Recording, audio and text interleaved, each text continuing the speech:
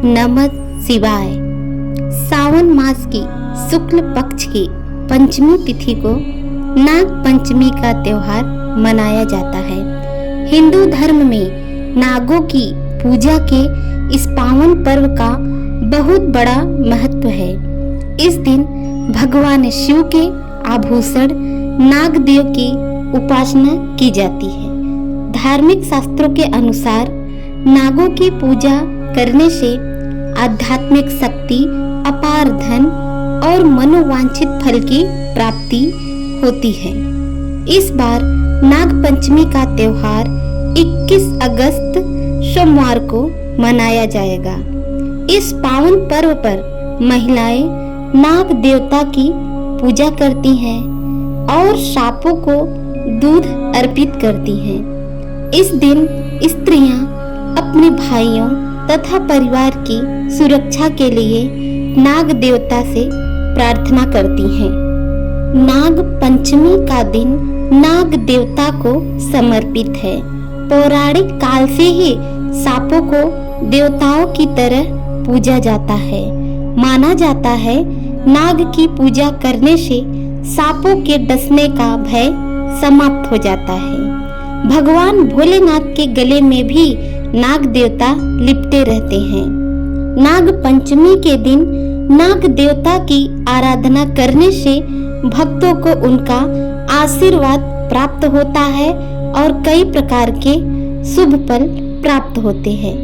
नाग पंचमी के दिन जिन नाग देवताओं की पूजा की जाती है उनके नाम हैं वासुकी, कालिया, शेषनाग, कारकोटक, मणिभद्रक, धृतराष्ट्र, शंखपाल, तक्षक आदि। नाग पंचमी की पूजा की तैयारी एक दिन पहले ही शुरू हो जाती है। नाग पंचमी की पूजा बड़े धूमधाम से और विधिवत की जाती है। इस दिन नाग पंचमी की कथा सुनने का भी महात्म्य है। तो आज हम आप लोगों को नाग पंचमी की एक कथा लेकर आए हैं। वैसे तो बहुत सी कथाएं प्रचलित हैं, पर आज हम आप लोगों के लिए नाग पंचमी की विशेष कथा लेकर आए हैं। तो कथा शुरू करते हैं। एक सेठ के 7 लड़के थे। सातों विवाहित थे। सबसे छोटे लड़के की पत्नी सुशील और बुद्धिमान थी। उसका कोई भाई नहीं था। एक दिन बड़ी बहू सभी को साथ लेकर मिट्टी लाने के लिए गई। वे खुरपी से मिट्टी खोदने लगी।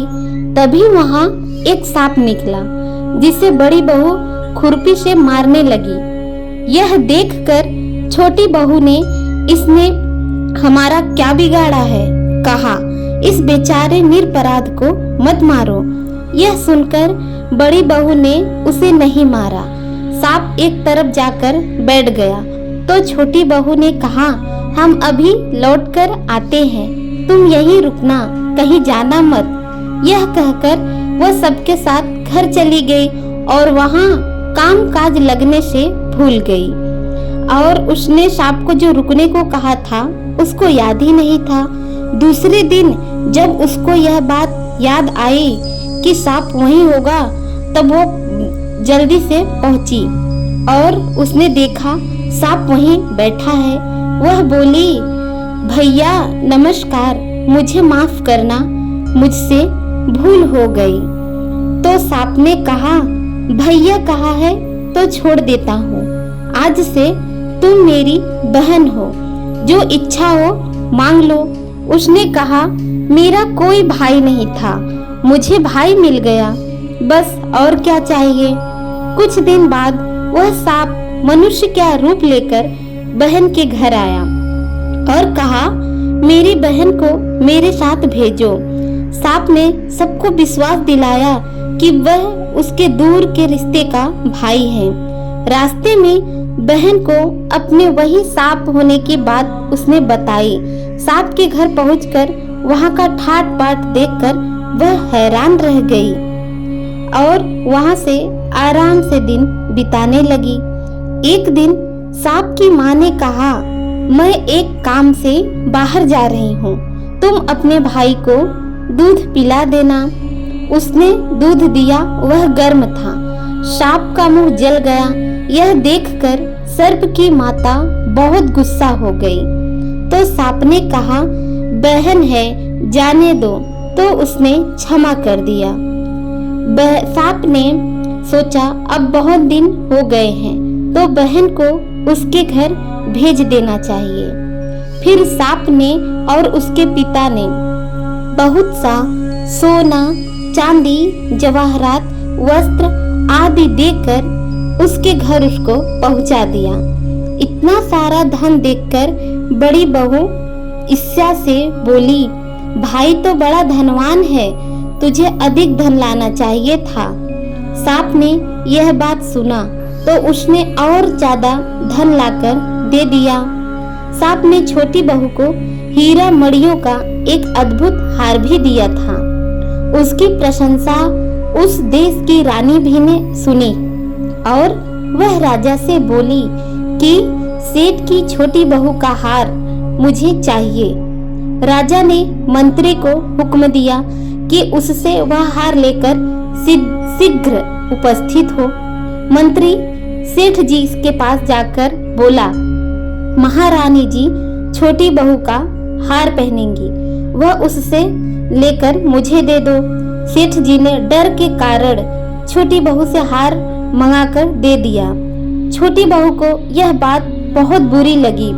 उसने अपने सांप भाई को याद किया और कहने लगी, भैया, रानी ने मेरा हार छीन लिया है। तुम कुछ ऐसा करो कि जब वह हार उसके गले में रहे तब तक के लिए वह सर्प बन जाए, और जब वह मुझे लौटा दे तब हीरो और मणियों का हो जाए। सर्प ने कहा, ठीक है, वैसा ही होगा।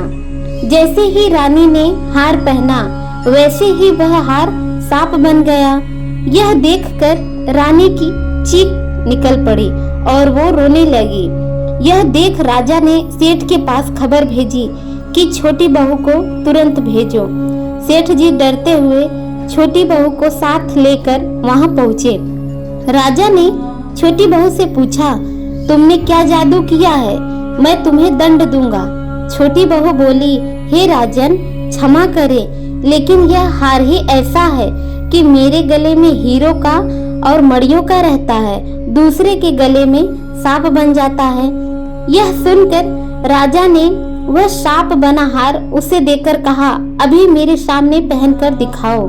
छोटी बहू ने जैसे ही उस हार को पहना वह हीरे मणियों का हो गया। यह देखकर राजा को उसकी बात का विश्वास हो गया और उसने प्रसन्न होकर उसे बहुत सी मुद्राएं भी पुरस्कार में दी।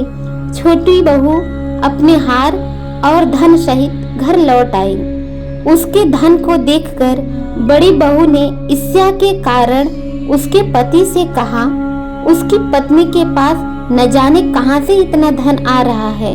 यह सुनकर छोटी बहू की पति ने अपनी पत्नी को बुलाकर कहा, ठीक ठीक बता, यह धन तुझे कौन देता है? वह अपने भाई सांप को याद करने लगी।